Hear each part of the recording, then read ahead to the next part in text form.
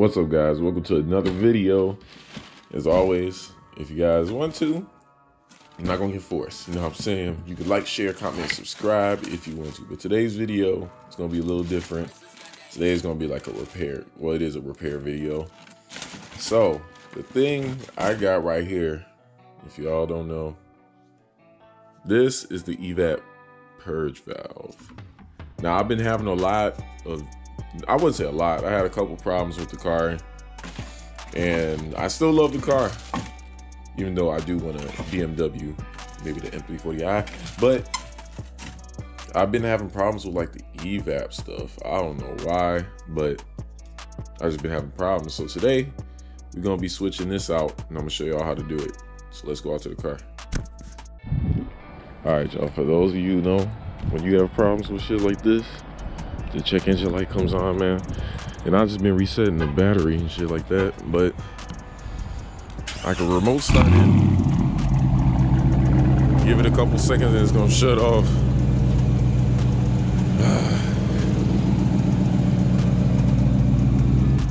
See, shuts off because that damn check engine light. But today we're gonna fix that. Pop the hood and show y'all what it looks like, where it's at. All right, so first thing we're gonna do, let's take this cover off. All right, set that to the side. And here it is right here. Here is the Evap Purge valve right here. So you're gonna have to disconnect this. And then right here, there's gonna be a sensor. And I guess it's the other sensor. And then we gotta take some clips off or whatever it's called, something like that. And I've seen in a video that that might break easily. So let me go ahead. I might need a tool to get that out. Let me go ahead and get it, and I'll start the process. Oh, and just in case, I think you should, you know, disconnect the battery just so it gets reset, the check engine light. And I think you should do that anyway. So let's go ahead and do that. All right, just unhook the battery first. I'm gonna unplug this. Oh, okay, I'm gonna need two hands to come back to you. All right, y'all, I got it out. It was actually pretty easy. It was actually easier than I thought it was. So first thing you do, you're gonna take this top sensor off, and it goes to this part right here, all right? And then this part has a little hole. It's gonna be in there. All you gotta do is lift it up. And then right here, this little part right here is gonna be in that hole. I don't know if y'all can see that because I got it on wide view.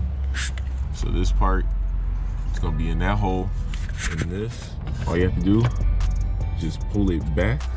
It should open it enough to where you can just pull this right out. And then this part right here will be right there. You just pop it out. Now all we gotta do is just switch it out. Hopefully this fixes the problem. So I'm gonna go ahead and do that. I'm gonna start with this side. It's kind of hard to do with one hand. Take this, push it all the way down. And then you guys should get the gist of it. Just put everything back on. Put this back in the hole. Man, all right, so y'all get it. You're gonna put this back on there. Put this sensor back in. Put this all the way in, and then clip it on there. It should be good to go. I'm gonna get back to y'all after I do it because it's kind of hard to do it with one hand. All right, y'all, well, that was quick. That was pretty easy. So yep, like I said, you just put this part, slide that part back through the hole. I don't know, it might be, it's different because, you know, mine's the RT. I don't know if it's the same for like the Scat Packs, and you know, I think the V6s are different. I think theirs is over there from a video I've seen. But all I did is slide it back on there. Then I pushed it, that little piece I showed y'all on the last clip, back in. And when I pushed it in enough, it made a clicking noise. After it made that clicking noise, then I just pushed this little bracket in, and then that clicked into place. And I got the sensor on. And then this part, I just, wait, hold on. Try to push it all the way down. That's weird. Seems like it's too big. Or am I tweaking? And I don't remember if, does it just stay like that, or Let me see something. Well, that's weird. It seems like this piece is bigger than, I don't know. Let me keep trying and let me get back to y'all because it's just slipping off. Okay, y'all. So what I did was I took this little factory, well, this ain't the factory one, this is the aftermarket one, the little rubber piece right here, because you know how I told y'all it wasn't sticking on, it kept just like popping right back out. So I took the factory one off and it came out pretty easy. But this one, the aftermarket one, oh my God, that thing gave me problems trying to take off. Why isn't this all the way in there? I'll fix that later. But that, not the aftermarket one, the replacement one was hard to take off, bro. But I got it off. I just switched it back. This is the replacement one. I took that off because it was like way too big. Yeah, so if y'all guys got a problem with that, I just took the factory one off, put it on the new one, and it seems like it's all the way in there. Yeah, and it's staying on there. I have to actually put some force in it to take it off. So yeah, it seems like that worked. So let me go ahead and hook the battery back up.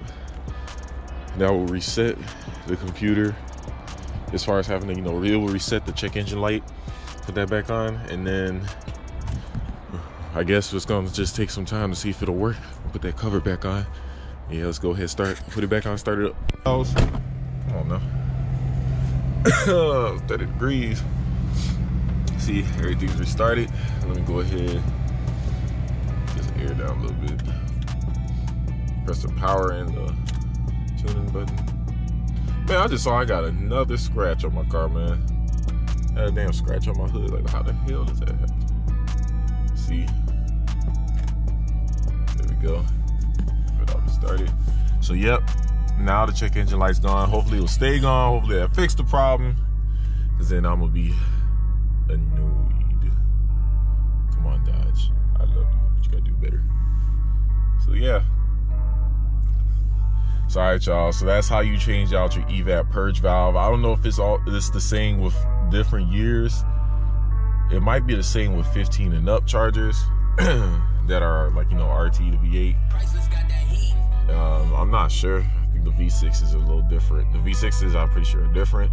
But yeah, so that's how y'all do it. If y'all like the content, and I'm stuttering, good Lord, Dodge is your fault. If y'all like the content, and I helped y'all out on how to replace it. If you get the, I didn't even say what code it was, bro. It's the P0, right? The P0440 or something like that. At least the P0440 is what I got. And remember, I took it to AutoZone to get checked out. The little code reader thing, and that's what it said. Dude recommended it. I might as well change out everything with the Evap system since I already did a couple things already like that. So hopefully that's the last problem I have with that. And I'm gonna see y'all in the next one. Peace out.